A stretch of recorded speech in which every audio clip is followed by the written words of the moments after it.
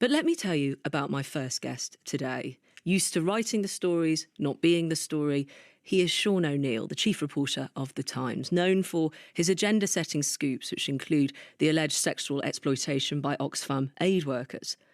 But today he's come on Woman's Hour to talk about a story, a reality much closer to home. Because last October, he lost his 27-year-old daughter, Maeve, after she had suffered from ME since she was a teenager. He's now trying to raise the profile and understanding of the condition. You'll hear from Sean shortly. But before you do, I wanted to ask if you have also tried to use the loss of someone close to you in a positive way, to try and make a difference somehow. It could, of course, be telling their story, raising money, setting up a campaign, a foundation. Tell me what you've done with regards to whose life has changed yours and how. And what have you tried to say about them? Often people do not wish to be defined by the illnesses and the things in their life that have been so difficult that end up taking their life. But you tell their story, you take that on. What has ended up happening in your life as a result of the loss of someone close to you?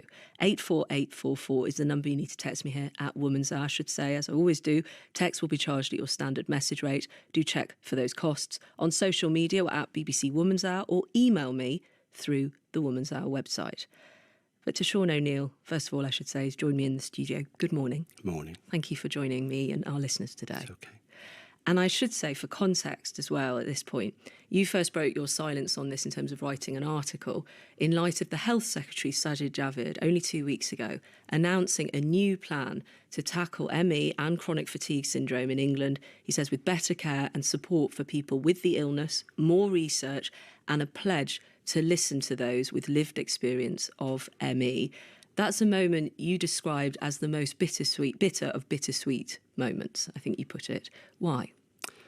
Because I think we've been waiting for this.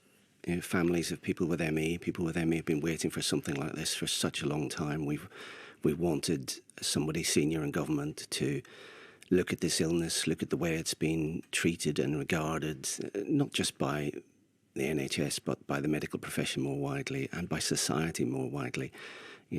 There's I feel a prejudice against ME and a sort of belief that it's a behavioural or psychological problem, and for the Secretary of State for Health to stand up and say, I think we need to reset the agenda on ME. We need research. We need to understand what ME is, and we need to listen to people who have ME rather than listening to the medical profession and the medical establishment. I think that's really, really a massive breakthrough moment. It makes Britain a world leader, a genuine world leader in looking at this disease. And how it's considered and treated or not.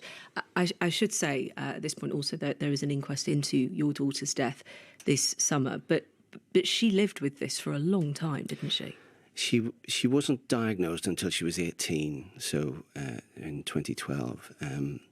But I think we knew, her family knew that, she knew there was something wrong before that. I remember picking her up from school one day. She was the only child by my first marriage, so I saw her for a long time every other weekend, for long weekends. And I picked her up from school one Friday at secondary school, and she'd been cross-country running. She'd fainted. She was struggling then with PE lessons throughout school. She struggled with fatigue, with just energy and sort of general debilitation, not feeling up to the pace, if you like. But she went on through school. She did really well at school. She was incredibly bright. I mean, really good at languages, insisted on doing Russian A-level, read Russian literature, tried to teach herself Irish because she was very proud of her Irish background. She was a remarkable young girl, really creative and intelligent, beautiful singing voice. And slowly, like I say in the article, bit by bit, ME just stole that away from her over the years. It took her vibrancy, it took her youth, it took her independence, and it took all her promise, just took it all away. And her spirit was still there, but her body wasn't able to live up to her ambitions and her dreams and her wishes. And I think Maeve proves, in a way, people with ME are often described as malingerers, and they've got that horrible phrase, yuppie flu was invented in the 80s. And it was made out like they didn't want to do anything. They were lazy. They didn't care about life. Maeve loved life, and she wanted to be something in life. She wanted to make, she wanted to make the best of life. She even, when she was kind of housebound and bedbound, she managed to write a novel, the first draft of a novel. It's a really beautiful thing, and she kept it kind of hidden until she was too ill, and then I read it during her last weeks while just being near her, and it's a wonderful, quirky story, a crime drama set on Dartmoor where she grew up, and it's beautiful. But there are also passages in it that really reflect her grief. That there's a character who's lonely and who's lost her husband, and at times that character is speaking Maeve's voice to me about the loss of. She talks about the irretrievable loss of others, and the grief she lives not being able to live her fullest and best life, and it's deeply sad that we lost her, that the world lost her. It sounds like she fought incredibly hard not to be defined by this. She didn't want to be remembered as somebody who had ME. That wasn't the only thing she was there for. She had, like I say, so much promise. I think one of the most striking things, and it's going to stay with me a long time, one of the, you are a writer for a living, you're a very good writer, but one of the lines in the piece that you wrote about this, you said, you've been living with cancer for 12 years, and that Maeve would have been better off in the NHS with cancer. What do you mean by that? Because cancer is recognised and understood and massively researched, and if you turn up at hospital, I was lucky to be diagnosed very early with my cancer, with leukemia. You're in a system, there are protocols and pathways, and there are ways of treating things. Cancer is understood, and the boundaries of knowledge in cancer are continually being pushed. So my cancers are, I had chemo first time round. I might have had to have a bone marrow transplant. But my consultant told me the other day he hasn't done a bone marrow transplant for 10 years because the new drugs that are being produced by the new research are so good, and he already knows if my current drug fails what my next drug regime will be. So Maeve went into the health system and battled with a health system that didn't recognise her illness. There's no laboratory diagnostic test, there's no treatment, there's no real understanding, and there's a lot of apathy and ignorance and prejudice against people with ME because they are seen in a particular way.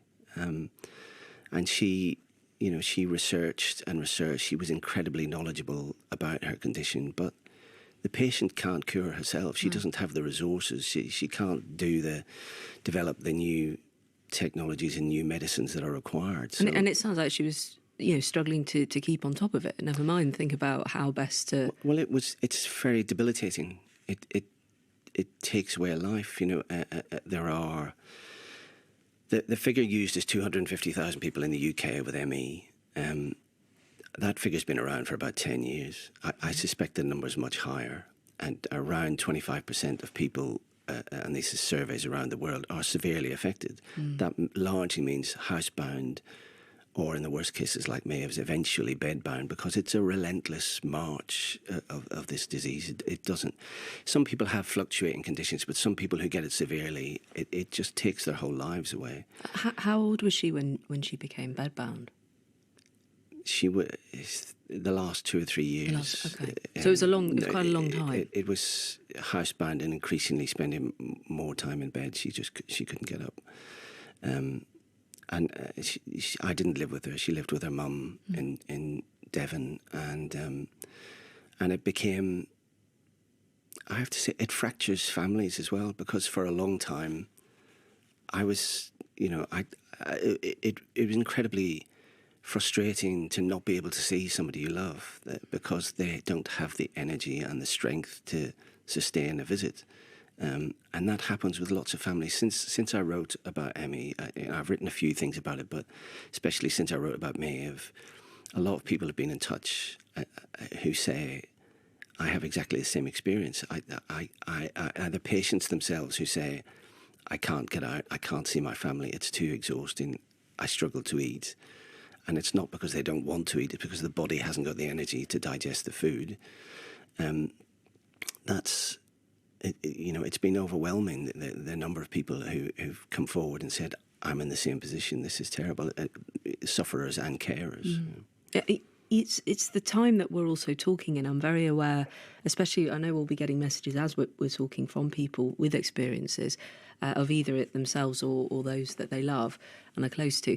I'm very aware that we're talking in a time of long COVID and people trying to get people to the medical professionals to listen to them, to look after them. How much do you think that might have an impact on this? I think long COVID is a game changer probably, but also something that maybe was avoidable. If we'd put the research into ME years ago, we might have the answer to long COVID already.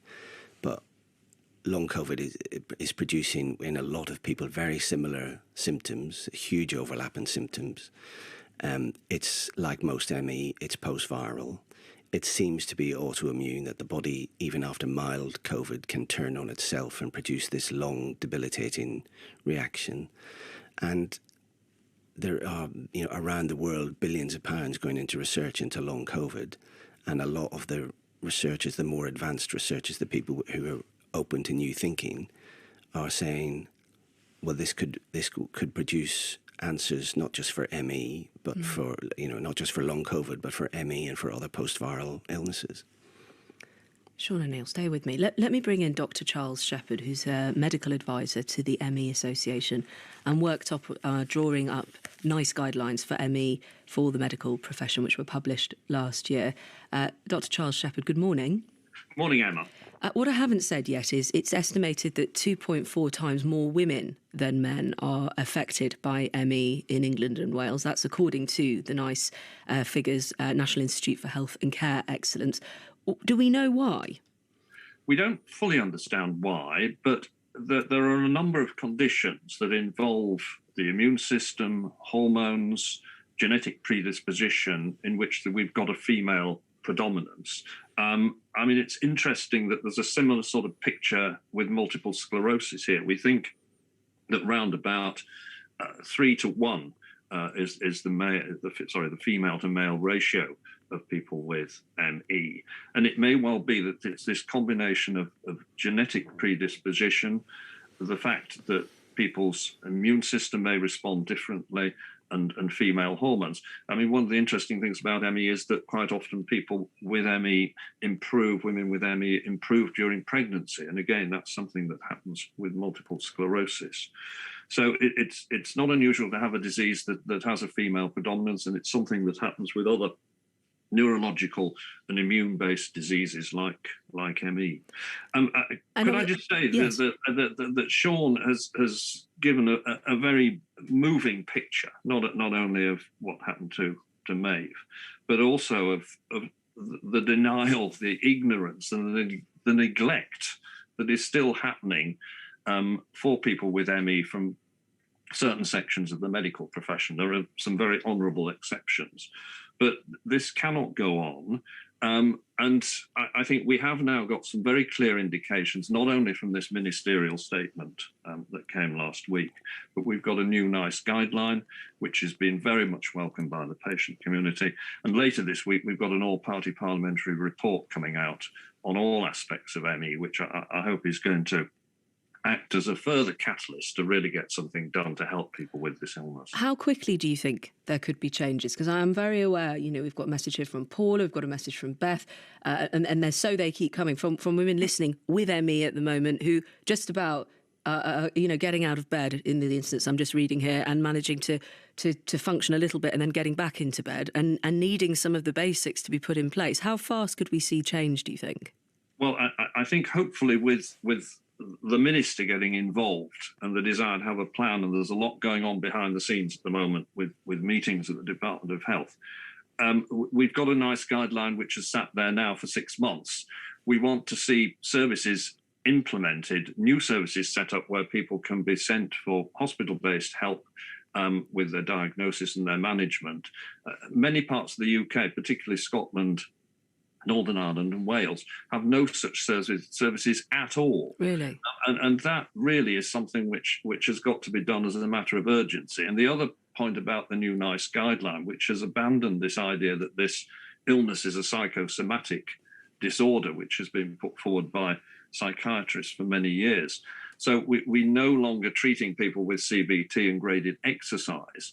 There is a whole new management plan there in this guideline, and we want to see that implemented. There's no reason why that shouldn't be going on now.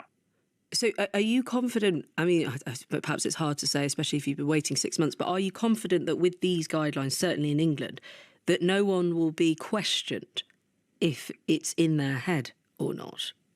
I'm not totally confident, because there's still a certain resistance, unfortunately, from the Royal Colleges, some people at the Royal Colleges, to what has gone into these guidelines. There is resistance. Why? What is their resistance? Is it just what they've been told and they can't move their minds on to the reality?